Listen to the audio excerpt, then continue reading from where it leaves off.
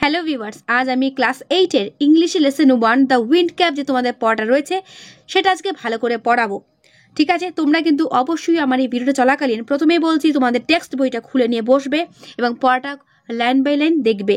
তোমাদের দেখে পড়াটা খুব ভালো লাগবে এবং পড়াটা তাড়াতাড়ি পড়া হয়েও যাবে। ঠিক আছে, তো দেখো দ্য উইন্ড ক্যাপ কথার মানে হচ্ছে হাওয়ার টুপি। হাওয়ার টুপি আবার কি? হাওয়ার টুপি হচ্ছে গল্পটার নাম। কি মজাদার নামটা না? কে লিখেছেন? জেন ইয়োলেন বা জেন জোলেন, যেটা বলবে জেন ইয়োলেন। ঠিক আছে, তো জেন ইয়োলেনের পুরো নামটা একবার শুনে নাও, জেন হায়াত ইয়োলেন। ঠিক আছে, শুধু এটুকুই মনে রাখবে। ওকে, তিনি একজন আমেরিকান অথর ছিলেন, একজন এডিটর ছিলেন of folklore, fantasy, science fiction. Okay, এটা তোমাদের বেশি পড়া দরকার, শুধুমাত্র লেখকের নামটা বানান সহ মনে রাখলেই হবে। ওকে, দ্য উইন্ড ক্যাপ। শুরু করছি পড়াটা। দেখো, খুব ভালো করে পড়বে, খুব মজাদার একটা গল্প। দেয়ার ওয়াজ ওয়ান্স আ ল্যাড। সেখানে একটা ছেলে ছিল, তার নাম ছিল ল্যাড। ল্যাড বলে কোনো নাম হয় না, ল্যাড মানে হচ্ছে বালক। ওকে, তাহলে সেখানে একটা বালক ছিল বা একটা ছেলে ছিল, who wanted to be a sailor, যে কিনা নাবিক হতে চাইতো। বাট কিন্তু his mother would not let him to go the sea, অর্থাৎ তার মা কিন্তু তাকে সমুদ্রে যেতে দিতে চাইতো না। চাইল্ড, বাচ্চা, what do you know of sailing, তুমি কি জানো সেইলিং সম্পর্কে? সি উঠছে, সে এইটাই বলে উঠতো যে তুমি যে বারবার সেলার হতে চাইছো, তুমি কি সেইলিং সম্পর্কে কিছু জানো? এটা তিনি বলতেন। ইউ আর আ ফার্মার সন, তুমি একজন চাষির ছেলে। You know the turn of the season, তুমি ঋতু পরিবর্তন জানো। And the smell of the soil, মাটির গন্ধ জানো। But you do not know the sea, কিন্তু তুমি সমুদ্র সম্পর্কে কিছুই জানো না। Now the boy whose name was John, এখন যে ছেলেটি তার নাম হলো গিয়ে জন, তাহলে যে ল্যাড তার নাম হচ্ছে John. Okay, had always obeyed his mother, ও সবসময় কিন্তু ওর মাকে মান্য করে, অর্থাৎ মা যা বলে তাই শোনে। So he went about his farm work with a heavy heart but did not again mention the sea, তারপর সে কি করলো, তার সেই ফার্ম ওয়ার্কে চলে গেল, গোলাবাড়িতে যেখানে তিনি ও কাজ করে সেখানে চলে গেল। উইথ আ হেভি হার্ট মানে মনটাকে ভার করে। মনটাকে ভার করে কেন? কারণ তার তো ইচ্ছা ছিল সমুদ্রে নাবিক হওয়ার, এদিকে মা যেতে দিতে চায় না, সেই জন্য সে কি করলো, মায়ের কথা রাখার জন্য মনটাকে ভার করে, অর্থাৎ মনটাকে চেপে ধরে সে ফার্ম ওয়ার্কে চলে গেল। বাট কিন্তু did not again mention the sea, সমুদ্র নিয়ে আর কোনো কথাই সে আর উল্লেখ করলো না। তারপর ওয়ান ডে, একদিন, he had been walking behind the plough, একদিন সে একটা জমির নাঙলের পেছন পেছন হাঁটছিল। He all but ran over a tiny green turtle on a clod of dirt, মানে হলো একটা মাটির ডেলার উপর থাকা একটা ছোট্ট সবুজ কচ্ছপকে সে প্রায় চাপাই দিয়ে দিচ্ছিল। ঠিক আছে, মানে সে নাঙলের পেছনে যেতে যেতে সে ওই মাটির ওপরে একটা ছোট ডালার ওপরে সে কি দেখতে পেল, ছোট কচ্ছপ, সেটাকে সে চাপা দিয়েই ফেলছিল আর কি। হি picked the turtle up and set it on his head where he knew it would be safe, তারপর সে কি করলো, সেই কচ্ছপটিকে তুলে নিল এবং নিজের মাথার ওপরে রাখলো, যেখানে সে জানতো যে ও নিরাপদে থাকবে। When he was done with plowing, যখন তার নাঙল করা শেষ হলো, John plucked the turtle from his head, ওর মাথা থেকে ও টার্টেলটাকে কি করলো, তুলে নিল। To his utter surprise, he found that it had turned into a teeny green ferryman that stood upon his palm and boat. সে চরম অবাক হয়ে দেখলো যে এই কচ্ছপটি একটি ছোট সবুজ পরিমানবে কি হয়েছে, পরিণত হয়েছে। অ্যান্ড মানে এবং যে তার হয়েছে এবং যে তার হাতের তালুতে দাঁড়িয়েও আছে এবং মাথা উঁচু করে তাকে অভিবাদন জানাচ্ছে। এই যেরকম ছবিতে দেখতে পাচ্ছ ঠিক এই রকম করে, বোঝা গেল?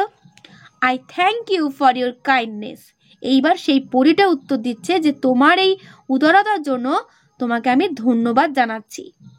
টেল me your heart desire and I will grant it to you for saving my life, বলছে বলো, আমাকে বলো আমার এই জীবন রক্ষা করার জন্য তুমি কি আর কি, তোমার কি মনের ইচ্ছা সেটা তুমি বলো, যেটা তোমাকে আমি কি করব, গিফট করবো বা গ্র্যান্ট করবো, অর্থাৎ বরদান দেবো।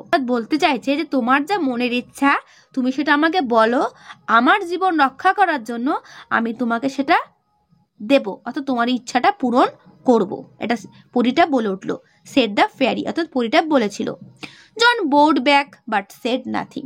আর এদিকে জন মাথা নিচু করে অভিবাদন করলো, কিন্তু কিছুই বলল না।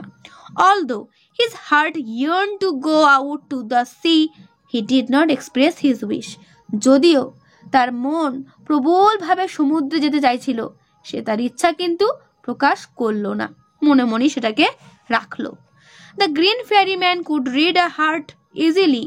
এদিকে সবুজ পরীটি কিন্তু মনের কথা সহজেই পড়তে পারত। সো হি সেড, তাই জন্য সে বলল, I see you wish to go sailing. আমি বুঝতে পেরেছি তুমি সমুদ্র যাত্রায় যেতে চাও। John Spes answered for him. আর সেই কথাটা শুনে জনের মুখের যে আওয়াজটা তার হয়ে উত্তর দিয়ে দিল, অর্থাৎ জন অবাক হয়ে গেল এইটা ভেবে যে জনের এই মনের কথাটা পরীটা বুঝে গেল।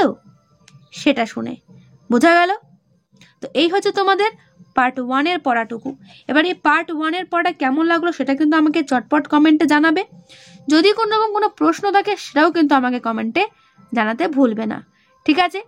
আর এই যে রেড কালার যে ওয়ার্ডগুলো, ইয়ার্নড, মেনশন, ক্লড, প্লাগ, যেগুলো আমরা পেয়েছি আগের, এই ওয়ার্ডগুলো কিন্তু মিনিং সমেত এখানে তোমাদের টেক্সটে দেওয়া রয়েছে। এটা কিন্তু একটু জোর দিয়ে পড়বে, তোমাদের কিন্তু এটা বলা রইলো আমার, এগুলো পড়ার জন্য, ঠিক আছে? কারণ ওয়ার্ড স্টক বাড়ানোর জন্য অনেক সময় এই ওয়ার্ডগুলো কাজে লাগে, ঠিক আছে? তাই প্রত্যেকে কিন্তু এই ওয়ার্ডগুলো পড়ো। ইয়ার্ন মানে কি? হ্যাড স্ট্রং ডিজায়ার, অর্থাৎ প্রবল ভাবে কোনো কিছু চাওয়া। ওকে, তারপর চলে আসো অ্যাক্টিভিটি 1। কি আছে এটা তো তোমরা নিজেরাই পারবে। The lad had wanted to be a dash. Lad কি হতে চেয়েছিল? ডক্টর, স্পোর্টসম্যান নাকি সেইলর? তোমরাই কিন্তু কমেন্ট অ্যান্সার দেবে। Mother told the lad that he knew the smell of the. মা জনকে বলতো যে তুমি গন্ধ জানো। কিসের গন্ধ জানো? সোয়েল, ফুড নাকি ফ্লাওয়ার? এটাও তোমরা কমেন্টে বলবে। John put the turtle on his back, head নাকি হ্যান্ড? জন টার্টেলটাকে কোথায় রেখেছিল? The fairy man wanted to know John's age, name or heart desire. পরিমানবটি জনের কাছে কি জানতে চেয়েছিল? তো দেখো এখানে যে 4টি প্রশ্ন আছে, 4টি প্রশ্নের অ্যান্সার আমি এক্সপেক্ট করছি তোমাদের কাছ থেকে। তোমরা কিন্তু অবশ্যই আমার কমেন্ট বক্সে অ্যান্সারগুলো 1 2 3 4 বলে লিখে দেবে। ওকে, যে বাজার অ্যান্সার ঠিক হবে তাহলে বুঝতে পারবো পড়াটা সে বুঝতে পেরেছে, আর যদি অ্যান্সার না দাও তাহলে বুঝবো পড়াটা তোমরা কেউই ভালো বুঝতে পারোনি। এরপর চলে আসো activity 2। Rearrange the following sentences in the correct order and put the number in the given boxes. এই যে সেন্টেন্সগুলো রয়েছে তোমরা কি করবে? টেক্সটে যেটা তোমরা পড়লে পার্ট 1-এ সেই টেক্সটে খুঁজে বার করবে এবং আন্ডারলাইন করে রাখবে সেই জায়গাগুলো। তারপর পুরোটা যখন পরপর লাইন ওয়াইজ খুঁজবে, আন্ডারলাইন করার পার্ট যখন হয়ে যাবে, তারপর দেখবে কোন লাইনটা সবার ফার্স্ট এলো। মনে করো ফার্স্ট লাইনটা এসছে এইটা, mother said John was a farmer son. এই লাইনটায় তোমার পাঠ্য বইতে বা টেক্সটে ফার্স্ট লাইন হিসেবে এসছে, সেক্ষেত্রে এর পাশে তোমায় লিখতে হবে 1। বোঝা গেল? তারপর ধরো মনে করো এই লাইনটা এসছে সেকেন্ড লাইনে, John did not express his wish. আমি সাপোজ বলছি, ঠিক আছে? এই লাইনটা সেকেন্ড পজিশনে আসছে। দাগানোর পর বইয়ে এই লাইনগুলো দাগানোর পর তোমরা দেখবে ফার্স্ট লাইন কোনটা এলো, সেইটাই হবে 1। তাহলে সেই লাইনটা এটাও হতে পারে, এটাও হতে পারে। তো যে লাইনটা ফার্স্ট পজিশনে থাকবে বইয়ের মধ্যে সে তার পাশে লিখবে 1, তারপর যে থাকবে তারপরে হবে সে 2, এরকম পরপর পরপর আসবে, হয়ে যাবে রিঅ্যারেঞ্জ। অর্থাৎ ঘটনাক্রম অনুযায়ী লাইনগুলোকে সাজাতে বলছে, এটাই হচ্ছে বাংলা মানে। ওকে, বুঝতে পারলে? অ্যাক্টিভিটি 3 তোমাদের করা দরকার নেই, এটা ক্রস দিয়ে রাখো। ওকে, তো তোমাদের এই ভিডিওতে আমি অ্যাক্টিভিটি 1 অ্যাক্টিভিটি 2 পর্যন্ত পড়ালাম। কেমন লাগলো অবশ্যই কমেন্টে জানিও। ভালো লাগলে একটা লাইক ও বন্ধুদেরকে শেয়ার করতে ভুলো না। আর যদি কোনো রকম কোনো প্রশ্ন থাকে অবশ্যই আমাকে জানাবে, ঠিক আছে? এর পরের ভিডিওতে আমি পার্ট 2 অর্থাৎ নেক্সট পড়াটা পড়িয়ে দেবো, ঠিক আছে? তো আজকে এখানেই দেখা হবে নেক্সট ভিডিওতে। ভালো থেকো সবাই, আর অবশ্যই ভালো করে পড়ো।